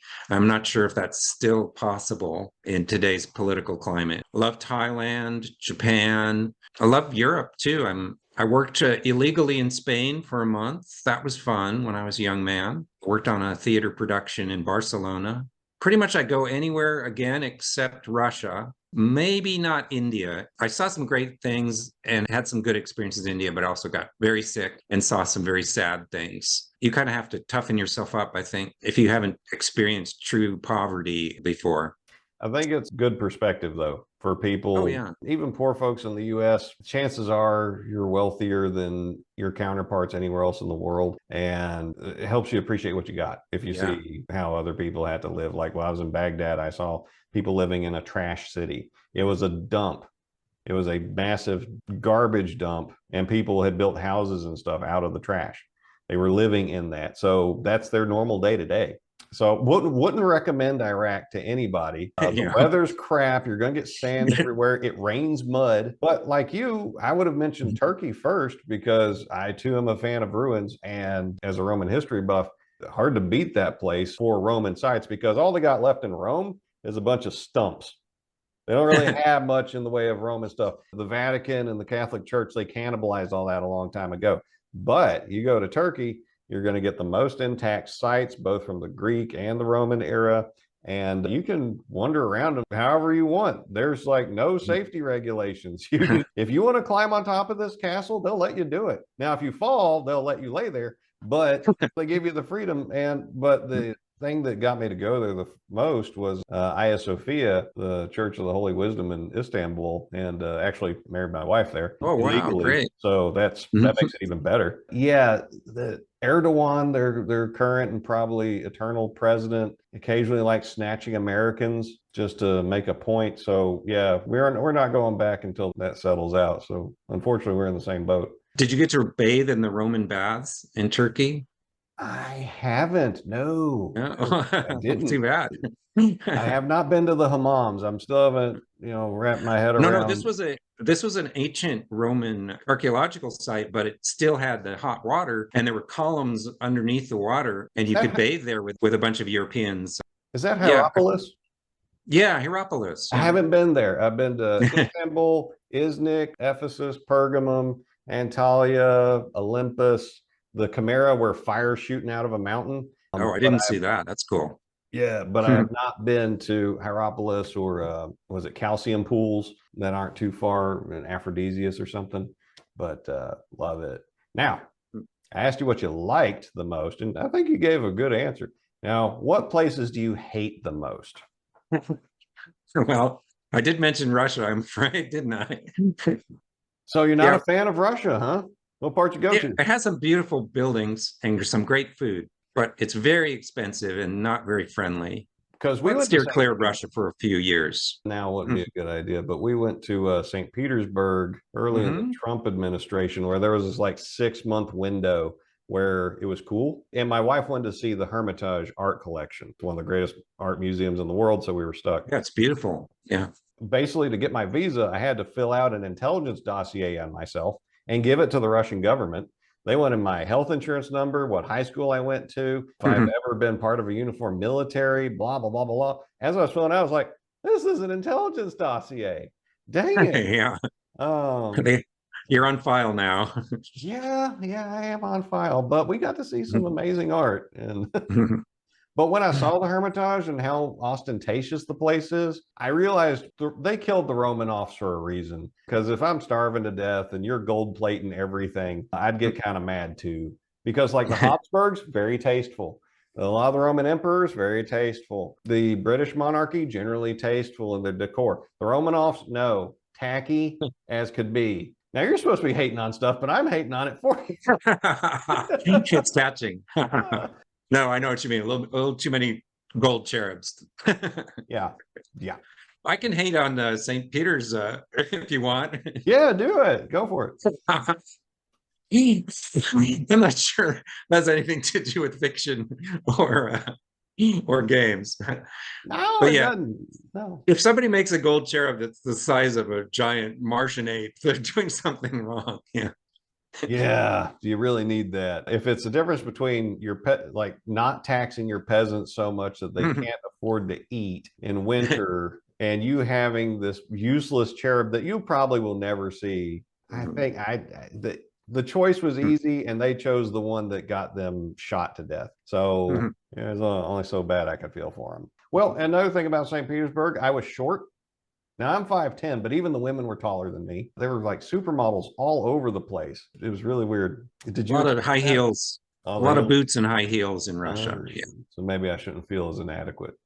You're not. Height is very unimportant. It's why it's not one of the statistics that you roll for. Movies. I like to ask folks about their movies because I'm a film buff. Are you a film buff or are you a casual enjoyer? Oh, I'm a buff. Yeah, I'm a film buff. Yeah. Okay. All right. So what's your favorite or top 3 and why? Say something boring. Princess Bride. That's a good movie. That is a good movie. It's a great movie. Yeah. Just because everybody recognizes that it's a great movie does not make it less of a great movie. Yeah. I'm a big fan of Baron Munchausen, the Terry Gilliam movie. You seen that? That is like neck and neck for my favorite movie of all time. I've seen it at least 20 times in my life. And like wow, every time I watch it, man, dude, I knew you were cool. And now I really get it. Oh, but I want to hear why you love it. Well, it's funny, exciting, historical. It has a dark sense of humor, and it pulls on your heartstrings, and it's got great characters. It's just, Oh yeah.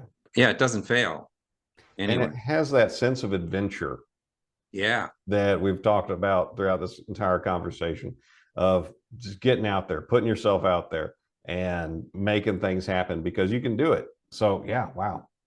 Good choice. Good Thanks. choice. Okay, third choice will be Forbidden Planet, 1950s sci-fi movie. Yes. Great robot, great set, great villain, great monster, great looking girl.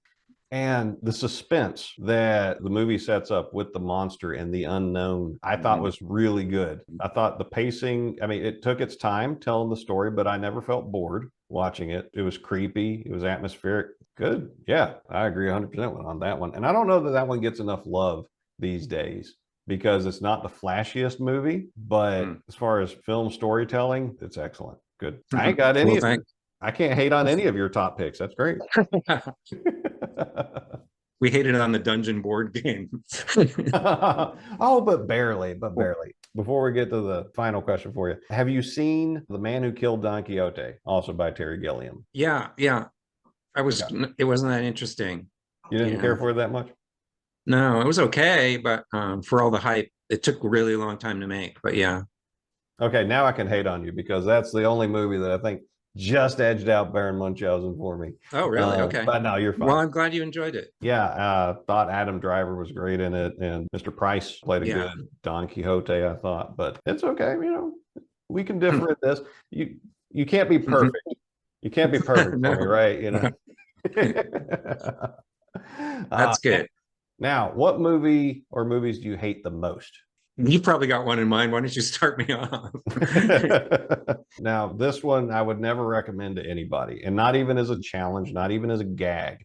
Don't be like, oh, it can't be as bad as Steve said. No, please don't watch this movie. One of the genres I'm a fan of is the blaxploitation genre. One, they're usually entertaining, and two, interesting to see the voice of the people who made it, usually with very low budgets, trying to do something, tell their own stories in their own way. And so it's different than a lot of what you might get otherwise. And some people say it's bad or it's cheap or whatever. No, it's not that. If you understand what went into making it, you can appreciate the value of it. But the absolute worst movie I've ever seen was Blackenstein. I knew it. I guessed it. What? Yeah, it sucks. It's the only movie where I've sat there trying to watch it, and my mind was willing myself to just die, right? Like wishing my heart would stop rather than continue watching this movie. And don't do that to yourself, folks, because you might follow through on it. I didn't follow through on it, but somebody else might follow through on it. Don't do it. Yeah, the Frankenstein movies tend to be bad. Oh, more so than Dracula movies. Dracula's had better luck. They do. Yeah. Blackula's good. Blackenstein was terrible. Yeah, Blackula was good. And like, while some people hate on the Francis Ford Coppola version of Dracula for, lack of faithfulness. Oh, you hate on that, huh? Yeah. Go for it. Well, it's not one of my least favorite movies. Oh, okay. I like Winona Ryder, actually. I thought did a good job in it. Mm-hmm. But no, I didn't like his vision of Dracula. It was just too weird. I'm Christopher Lee all the way. Christopher Lee and Peter Cushing, horror of Dracula. That's my Dracula. Yeah. The Hammer movies it's a whole different universe of its own. Very worthwhile. Highly recommend any of y'all check them out. And it doesn't really matter which one you pick. You're going to get basically the same story no matter what. I think the earlier ones had more Christopher Lee in them, which was good. But then even the Kenneth Branagh Frankenstein still wasn't great despite having Kenneth Branagh involved. And he's usually really good at making movies. Yeah. Both of those movies are kind of bloated. They're long and too much talking. Too much talking, not enough action, or too much That's right. Talking? I don't know. Too much. There's a Frankenstein movie called Flesh for Frankenstein, which is semi-pornographic, very gory, and it actually inspired the look of Rocky Horror Picture Show. So if you're into kind of sleazy stuff, I recommend Flesh for Frankenstein. I'm writing this down. Very gory. Udo Kier is in it, if you know who he is. Yes, was that one of the Andy Warhol Presents movies? Yeah, Andy Warhol Presents Frankenstein. That's the one. Okay, okay. I Yeah, haven't seen and that one. I've seen his Andy Warhol's Dracula, and that was weird. yeah, this one's going to be weird for you too. Don't bring the kids.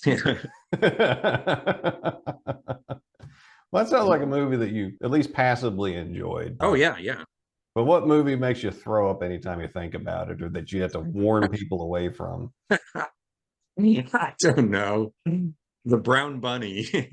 Oh, really? You saw Yeah, I that? didn't like that one. No, I haven't seen it because the don't. reputation of it was so awful. That's what, Yeah, Vincent Gallo? yeah, and he's great in a movie, Buffalo '66. I think he's a good actor, but you can't always count on that.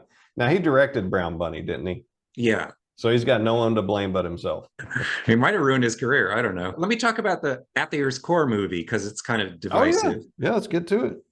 It's a bad movie with great performance by Peter Cushing, and Carolyn Monroe is in it. It has a couple of really good points, but the Mahars, who are the intelligent pterodactyls, are terrible in that movie. They would have been better if they were the Skeksis Muppets from Dark Crystal. Would have been better. Now wait a second. I think Mystery Science Theater did an episode for that movie because I know I've seen what you're talking about. And I think there was a dude and a couple robots making fun of it. It was a good Yeah. episode. And you're right, those psychic pterodactyl people, that was weird. The whole thing Well, was that's a weird. They are weird creation of Edgar Rice Burroughs, psychic pterodactyl people, but they can be very sinister and they can be pretty cool, but they're not in that movie. Well, Peter Cushing was great, though. I mean, he's He always fun was. to watch. Well, is there anything else you want to touch on or any other film thoughts you want to share before we wrap up? No, I'm glad we have a favorite movie together. That's right. That's right. Bro. My wife, too. It's one of her favorites. Yeah. Well, so Terry Gilliam's doing well so far because of the 2 interviews I've done now. You had a Terry Gilliam pick. Chris Clark had a Terry Gilliam pick. Oh, yeah? Yeah, sure did. He went with 12 Monkeys, which good movie. Fine choice. Bruce Willis did good in that. All right, sir. Well, I appreciate your time and I hope you have a great day out there in California. All right. Thanks, Stephen. I had a good time. Now, wasn't that interesting? Thanks to Chris, I've been turned on to writers, artists, and movies that I didn't know I needed in my life. Anytime that we can enrich our mind palaces with beauty and inspiration that we've never experienced before, it's an ennobling experience. This was also a good reminder of the call to adventure and how necessary it is for us because we only have a limited amount of time and we don't know how much that's going to be. So let's make the most of it. Try something new. Do the thing that you've always wanted to do. Do it now. Don't wait. Or do the work you have to do to make it happen. Embrace the challenge of greatness. Well, Chris and I, we had a great time. We laughed a lot. And we want you to join in the conversation. So if you have thoughts and things to say, please drop them in the comments. Let us know. Find us on social media and say hello. Send in your questions to Cthulhu on Chris's website. If you enjoyed this, I do enjoy people liking and subscribing, so you know what to do. I thank you for your time and that you spend it with me. And as we do, dear friends, part for now, I wish you nothing but the best.